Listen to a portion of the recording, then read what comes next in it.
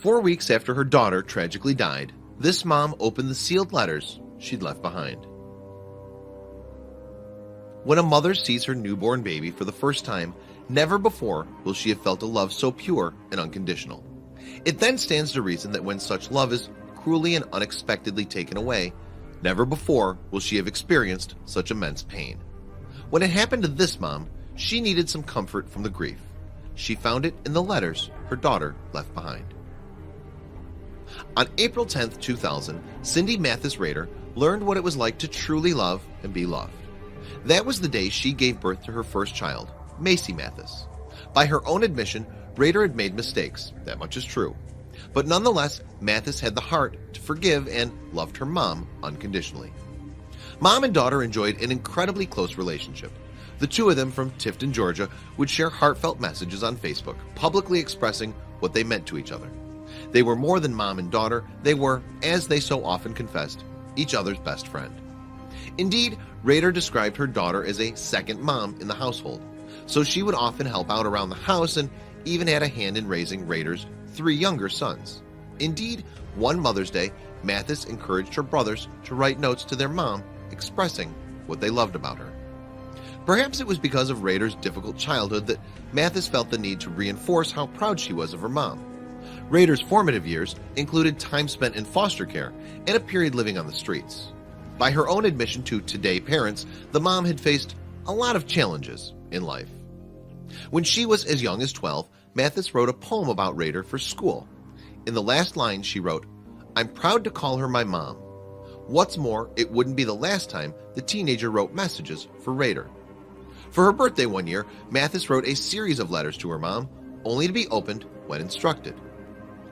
On each of the 25 envelopes, Mathis had written in the top left corner, "Open when," and whenever her mom felt, for example, restless, lonely, excited, or simply couldn't sleep, there would be a letter from the teenager, but they were only to be opened when the time was right. In particular, Rader and Mathis would talk about feeling lonely or missing each other. Mathis had been dating her boyfriend, Adam Sattler, for over a year. The mom had spoken to her daughter about the possibility she and Sattler might move to New York together. It was an idea that never played out. At around 10:30 p.m. on November 20th, 2016, students at the Abraham Baldwin Agricultural College were drawn to a fire in the street outside the campus. The source of the fire was a car, a Nissan 350Z, belonging to the 18-year-old Adam Sattler. The Georgia Tech student was in town visiting family and his girlfriend, Macy Mathis. According to a friend, Sattler had attended a cookout where he was showing off his car. After he left, he hit a curb while heading north on Moore Highway and lost control of the vehicle. A second impact on another curb sent the car into the air before it hit a tree and subsequently caught fire. Sattler was thrown from the vehicle and lost his life at the scene of the crash.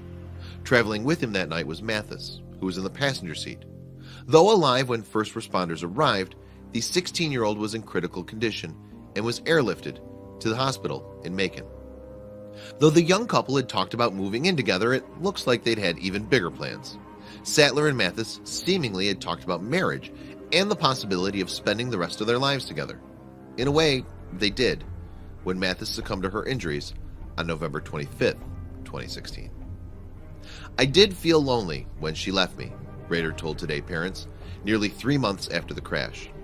"We talked about her moving to New York with Adam or living the good life, moving away and leaving, but not like this. I feel like she knew." Still mourning the loss of her daughter, Rader made a discovery that would help ease the pain a little. Weeks after the crash, she was clearing out her car when she found a letter. It was one of the 25 notes Mathis had given her for her birthday that year. Rader had all but forgotten about them. The envelope read, "Open when you can't sleep." The message inside read, "I want you to know that I love you. I feel like I don't tell you that enough. And since you can't sleep and you're probably stressed about something, I need you to know that I love you." With that, Rader's tears began to flow freely. "That's when I had remembered she'd written these for me," Rader recalled to CBS News in February of 2017. "I tore my room apart looking for them." Rader had only read 3 of the letters before Mathis passed away. From then on, she vowed to only open one when she needed it, as per her daughter's instructions. There was one letter, however, entitled, "Open when you miss me." It read, "Hey mommy, I'm sorry that you're missing me. I hope wherever you are or whatever you're doing, you're okay. I'm probably missing you too. I honestly don't like being away from the house for too long. I get homesick pretty easily."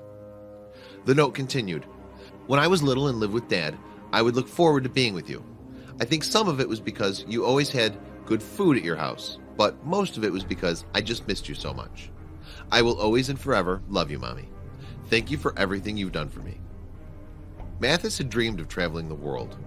Though she never had the chance to do it while she was alive, her story continues to touch people the world over through a Facebook page Raider keeps in her daughter's memory.